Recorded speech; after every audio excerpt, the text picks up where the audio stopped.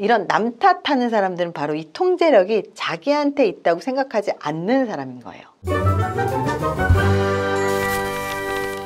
포기가 습관인 사람과 성공이 습관인 사람의 단 한 가지 차이에 대해서 알려드릴게요. 우리가 주변에 보면 참 자주 포기하는 사람이 있죠. 포기해서 도망가면서 딴 거 하고, 포기하면서 도망가면서 딴 거 하고, 그러면서 계속 합리화를 한 사람이 있어요.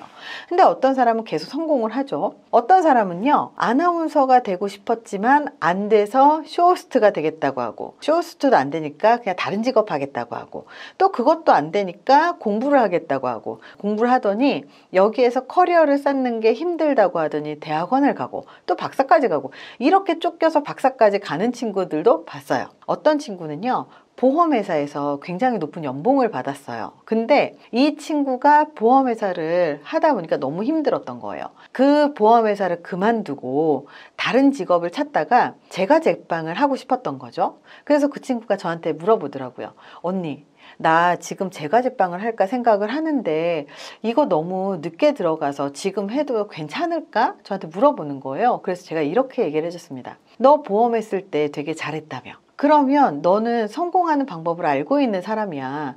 네가 어디를 가든 잘할 거야. 그러니까 걱정하지 말고 한번 해봐. 그 두 번째 친구는요, 제과제빵을 배우고 바로 창업을 했고요. 그리고 난 다음에 3년 만에 그 지역에서 굉장히 유명한 맛집으로 방송에 타게 된 거예요. 그리고 나서 1년도 안 돼서 프랜차이즈를 만들고 매장이 꽤 여러 개 생겼었던 친구가 있어요.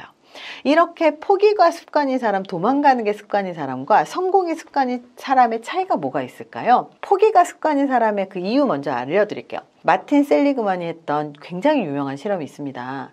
실험은요, 독일 셰퍼트종의 개들을 3개의 그룹으로 나눠서 실험을 진행했습니다. 첫 번째 그룹은 셰퍼트들에게 전기 충격을 주는 곳에 가두대에 충격을 멈출 수 있는 레버를 설치해 놓았고, 두 번째는 첫 번째 그룹하고 똑같은 모양이지만 레버를 눌러도 가동이 안 되는, 즉 계속 전기 충격이 되게끔 세팅을 해놨고요. 세 번째는 전기 충격이 가해지지 않는 곳에 뒀습니다. 예상할 수 있었겠지만 첫 번째 그룹의 셰퍼트들은 레버를 누르면 전기 충격이 멈추기 때문에 첫 번째 그룹은 레버를 당겨서 전기 충격을 멈췄어요. 근데 두 번째 그룹은요, 레버를 아무리 당겨도 전기 충격을 받아야만 했죠. 이렇게 실험을 하고 나서 2차 실험을 진행을 했습니다. 세 그룹의 셰퍼트들을 한 마리씩 커다란 상자 안에 넣었어요. 이 상자의 중간에는 낮은 칸막이가 설치되어 있어요. 즉 셰퍼트가 넘어갈 수 있을 정도의 칸막이가 설치되어 있고요.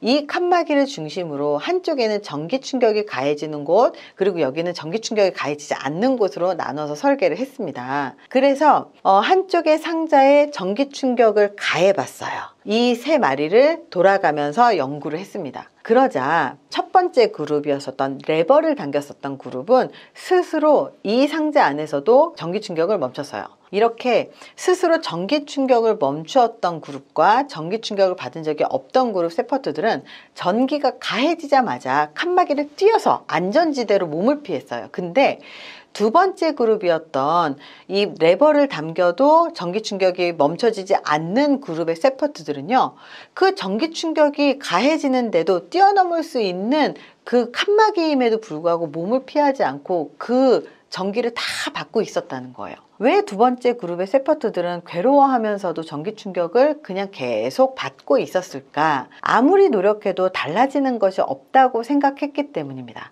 그래서 이것을 마틴 셀리그먼은 이 실험에서 무기력은 학습된다는 사실을 증명해낸 거예요. 그래서 학습된 무기력이라고 이야기를 합니다. 이 실험을 통해서 밝혀진 학습된 무기력의 원인은요, 자기 통제력에 있습니다. 자기가 이 상황을 통제할 수 없다고 느끼면요, 이 상황을 극복하려고 노력하지 않고 계속 주저앉는 거예요. 학습된 무기력은요, 주변에서 정말 많이 찾아볼 수 있습니다. 수학을 아무리 공부해도 수학 점수가 오르지 않는 수포자, 영어를 아무리 공부해도 영어가 오르지 않는 영포자. 근데 아무리 공부해도 점수가 정말로 오르지 않았을까요? 사실은 제대로 된 방법으로 배우지 않았고 적절한 피드백을 받지 못했을 가능성이 크겠죠. 회사든 인간관계에서든 다 비슷합니다. 그렇기 때문에 여기에서 핵심은요, 자기 통제력이라는 거예요. 근데 우리가 한번 생각해 보세요. 이렇게 학습된 무기력 그리고 학습된 성공력이 태어날 때부터 그런 능력을 갖고 있었을까요? 절대 아니겠죠. 이런 실험들에서도 알 수 있겠지만요. 전기 충격을 가한다고 해서 모두가 무기력해지는 게 아니에요. 중간에 이 통제를 내가 할 수 있느냐 없느냐가 핵심이었다는 거예요. 포기를 하는 사람들은요. 자기가 이 상황을 통제할 수 있는 게 아니라 다 상황 탓, 남 탓, 남 때문에 그렇다 이런 남 탓하는 사람들은 바로 이 통제력이 자기한테 있다고 생각하지 않는 사람인 거예요. 그래서 어려운 상황에서도 내가 통제력을 가질 수 있는 게 뭔지를 찾는 것, 이게 되게 중요한데요. 여기에서는 작은 성공 경험에서 자신감을 찾고 그리고 아주 작은 것에서부터 내가 그 상황을 내 마음대로 바꿀 수 있다는 사실을 경험하셔야 된다는 거예요. 내가 원하는 대로 뭔가를 바꿀 수 있는 권한은 누구라도 당장 얻을 수 없습니다. 쉽지도 않아요. 하지만 지금 현재에 내가 바꿀 수 있는 게 무엇인가를 먼저 생각을 하는 게 중요해요. 내가 지금 돈을 못 벌어요. 그러면 돈을 벌기 위해서 자기 개발이 필요하다면 자기 개발을 하기 위해서 지금 당장 무엇을 할 수 있는지를 생각하고 그걸 지금 하면 됩니다. 내가 책을 쓰고 싶다면 책을 쓸 수 있는 능력이 없는 나를 원망할 게 아니고 나한테 책을 쓸 수 있게 기회를 주지 않는 세상을 원망할 게 아니고 오늘 한 줄씩이라도 책을 쓰고 글을 쓰는 게 중요하다는 거예요. 이렇게 아주 사소한 것들에서부터 시작하면 좋은데요. 이 자기 통제력의 첫 번째 아주 사소한 것부터 한번 해보세요.